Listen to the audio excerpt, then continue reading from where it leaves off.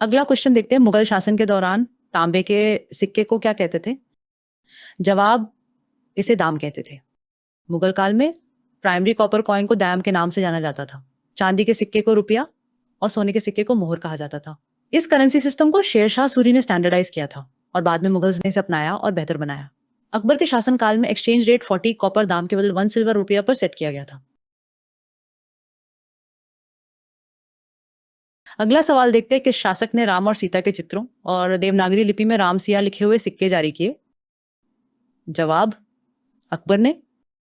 मुगल सम्राट अकबर ने ऐसे सिक्के जारी किए जो उनकी धार्मिक सहिष्णुता की पॉलिसी को दिखाते हैं। उन्होंने हिंदू देवता राम और सीता के चित्रों वाले सिक्के बनवाए। इन सिक्कों पर देवनागरी स्क्रिप्ट में राम सिया भी लिखा हुआ था। ये अकबर के एक सिंक्रेटिक कल्चर को बढ़ावा देने के प्रयासों का एक महत्वपूर्ण उदाहरण है। अगला क्वेश्चन देखते हैं, मुगल काल की कौन सी नहर फिरोज शाह तुगलक द्वारा बनाई गई रजब्वाह नहर को रिस्टोर करके बनाई गई थी? जवाब, शहाब नहर। शहाब नहर मुगल युग की एक महत्वपूर्ण नहर थी। ये कोई नई नहर नहीं थी, बल्कि सुल्तान फिरोज शाह तुगलक द्वारा बनाई गई रजब्वाह नहर का रेस्टोरेशन था। ये रेस्टोरेशन प्रोजेक्ट सम्राट अकबर के शासनकाल में शुरू किया गया था। दिल्ली के गवर्नर शहाबुद्दीन खान ने इसकी मरम्मत का काम देखा और नहर का नाम बदल दिया। एक आसान सा अगला क्वेश्चन देखते हैं, मुगल स्कूल ऑफ पेंटिंग की नींव किसने रखी? हुमायूं ने। मुगल स्कूल ऑफ पेंटिंग की विशिष्ट शैली की नींव सम्राट हुमायूं ने रखी थी। पर्शिया और अफगानिस्तान में अपने निर्वासन के दौरान उन्होंने दो माहिर पर्शियन पेंटर्स ख्वाजा अब्दुल समाद और मीर सायद अली की सेवाएं ली। ये दोनों आर्टिस्ट बाद में इंडिया आए और एक इंपीरियल अटेलियर यानी वो वर्कशॉप स्थापित किया। हुमायूं और उनके बेटे युवा अकबर ने उनसे ड्राइंग के लेसन्स लिए, जिससे इस स्कूल के भविष्य के विकास का मंच तैयार हुआ। अगला क्वेश्चन देखते हैं, मुगल पेंटिंग्स में आमतौर पर कौन से विषय दिखाए जाते थे?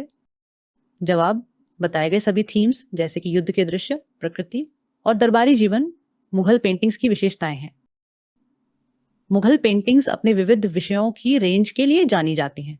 उनमें अक्सर जीवंत युद्ध दृश्य दिखाए जाते थे जो मिलिट्री अभियानों और जीतों को प्रदर्शित करते थे।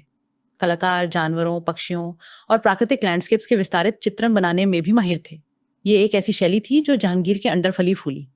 दरबारी दृश्य, जिनमें सम्राट, दरबारी और महल का जीवन दिखाया जाता था, एक और आम और महत्वपूर्ण थीम थी। सम्राट जहांगीर ने मुख्य रूप से किस कला को संरक्षण दिया? जवाब, पेंटिंग को। सम्राट जहांगीर को पेंटिंग का गहरा शौक था और उनके शासनकाल में यह कला अपने चरम पर पहुंची। उन्होंने पोर्ट्रेचर में खास रुचि दिखाई, जिसके कारण यथार्थवादी चित्र बनाने में महत्वपूर्ण प्रगति हुई। जहांगीर एक उत्सुक प्रकृतिवादी भी थे और उन्होंने उस्ताद मंसूर जैसे कलाकारों को वनस्पतियों और जीव जंतुओं के वैज्ञानिक रूप से सटीक चित्रण बनाने का काम सौंपा। हालांकि वो आर्किटेक्चर की भी सराहना करते थे, उनका मुख्य संरक्षण पेंटिंग की तरफ था, जिसने इसे उनके युग की सर्वोपरि कला बना दिया। अगला सवाल, जहांगीर के दरबार में कुछ सबसे प्रमुख पेंटर्स कौन थे? जवाब, अबुल हसन और अकारिजा। सम्राट जहांगीर के दरबार में कई माहिर पेंटर्स शामिल थे जिन्होंने मुगल स्कूल में महत्वपूर्ण योगदान दिया।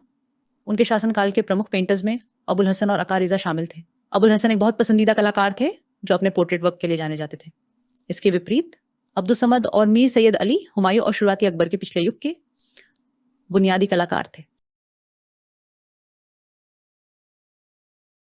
आपको पता है किस पेंटर को जहांगीर ने नादिर उल जमान यानी वंडर ऑफ द एज की उपाधि दी थी? सही जवाब, अबुल हसन को।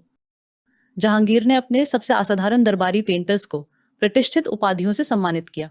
उन्होंने नादिर उल जमान यानी वंडर ऑफ द एज की उपाधि अबुल हसन को प्रदान की। अबुल हसन पोर्ट्रेट्स और दरबारी दृश्य पेंट करने में अपने कौशल के लिए प्रसिद्ध थे। एक और महान पेंटर उस्ताद मंसूर को उनकी नेचर पेंटिंग्स के लिए नादिर उल असरा यानी an equal of the age की उपाधि दी गई थी। चलो अब बताओ, जहांगीर के शासनकाल के किस पेंटर को नादिर उल असरा यानी an equal of the age की उपाधि दी गई थी?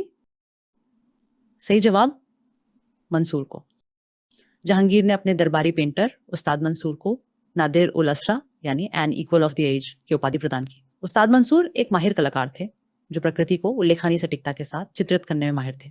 उनके सबसे प्रसिद्ध कार्यों में पक्षियों, जानवरों और फूलों की विस्तारित और जीवंत पेंटिंग्स शामिल हैं। इस उपाधि ने नेचुरल हिस्ट्री पेंटिंग के क्षेत्र में उनके अद्वितीय कौशल को मान्यता दी।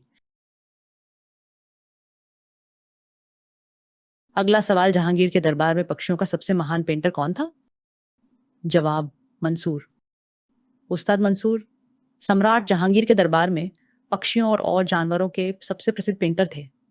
वो कला के माध्यम से वनस्पतियों और जीव जंतुओं के वैज्ञानिक डॉक्यूमेंटेशन में एक पायनियर थे।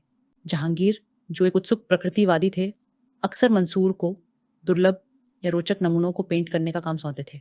उनके प्रसिद्ध कार्यों में साइबेरियन क्रेन और डोडो के चित्रण शामिल हैं, जो उनके तीक्ष्ण अवलोकन और कलात्मक कौशल को दर्शाते हैं। ये previous year questions medieval history की क्लास का एक सैंपल है। पूरी क्लास वेबसाइट पर आएगी। Please like, share and subscribe. Thank you so much.